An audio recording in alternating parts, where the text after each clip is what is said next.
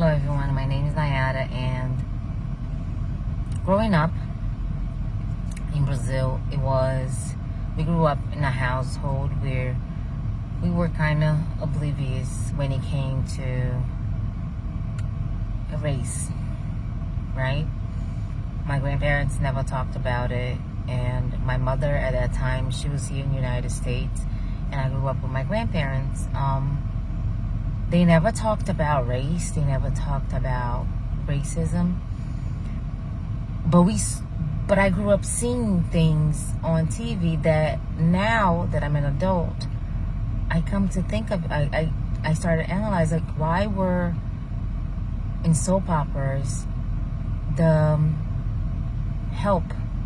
maids were always dark skinned. They were all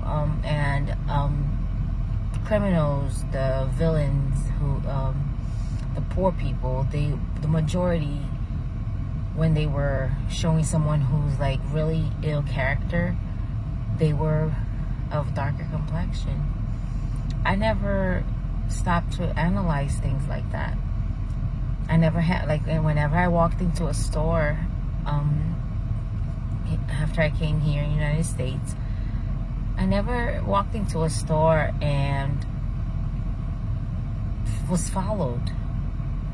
I never experienced racism firsthand until my sister, who is of darker complexion, she went through that. And at first I was mad because she didn't respond. And my sister, she has the strongest personality ever, and she's the type of person that if you say A, she'll say B. Like, she's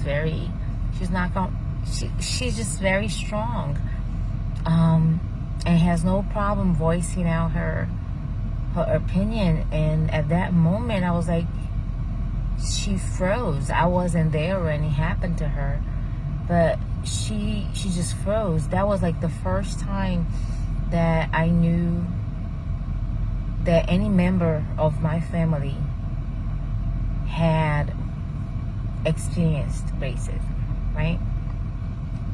And then years later, I got reconnected with this guy who I met in high school, who happens to be African American, and now we have a family together. It was in the beginning of our dating that he started opening my eyes and showing me how his life is, the things that he goes through.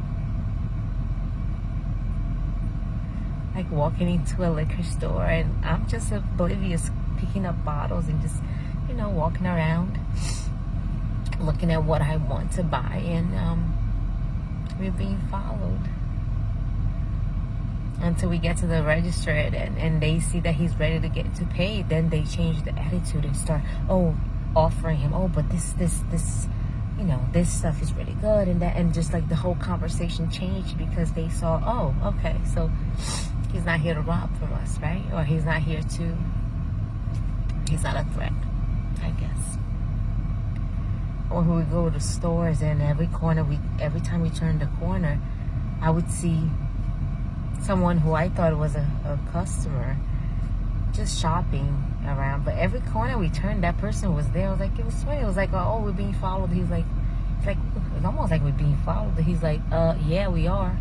He's lost in prevention. He's watching me. He's probably watching me. And I didn't believe that until I got to the register and I saw the same guy behind the register. I was like, oh, okay. I don't know what it feels like to be treated that way. I don't know what it feels like to drive a nice car in a fancy neighborhood and be stopped because they have to check to see if the car was stolen. My husband actually went through that when he went to pick me up at work one day. We have a son who's African American, right? And Latino. He's an African American boy who also happens to have autism. And I am forced to step out of my comfort zone and become aware of what's going on in the world and prepare myself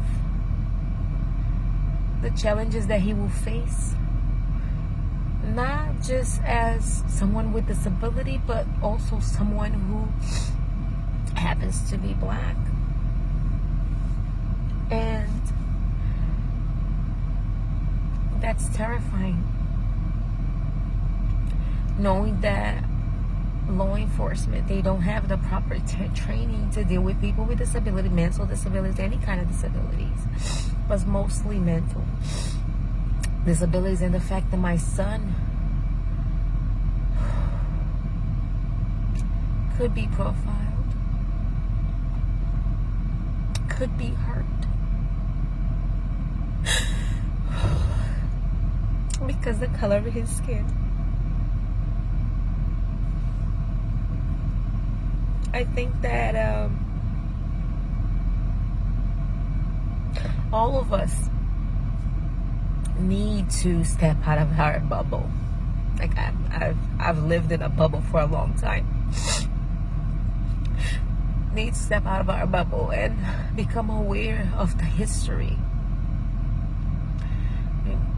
That this has been happening for a long time.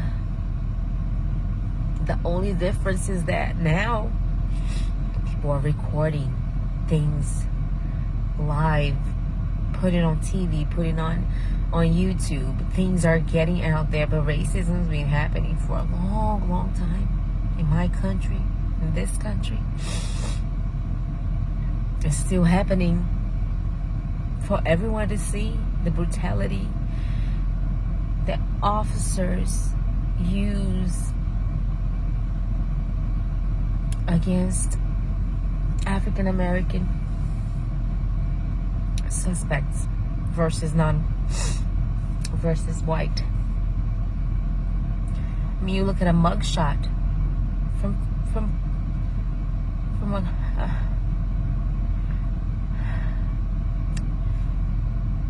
this video is already too long, and I don't want to keep going because right now I'm just rambling things. But I do hope that we in this group grow together and we get bigger and bigger, that we spread out awareness, that we educate people like me who needs to be aware, who needs to see the raw reality of what's been going on, and that regardless if it affects my life or not, I need to be able to voice it out and advocate for my family and for those who just need you to say it. Just anyways, we're gonna do some great work here, and I do believe that one day we will see a change. That we as a society, that one day we will put a stop to this. It's been taking a long time, but I do believe in the good of humans. Humans are good. It's just that the stigma that a lot of us carry comes from years and years of oppression. We just have to change that.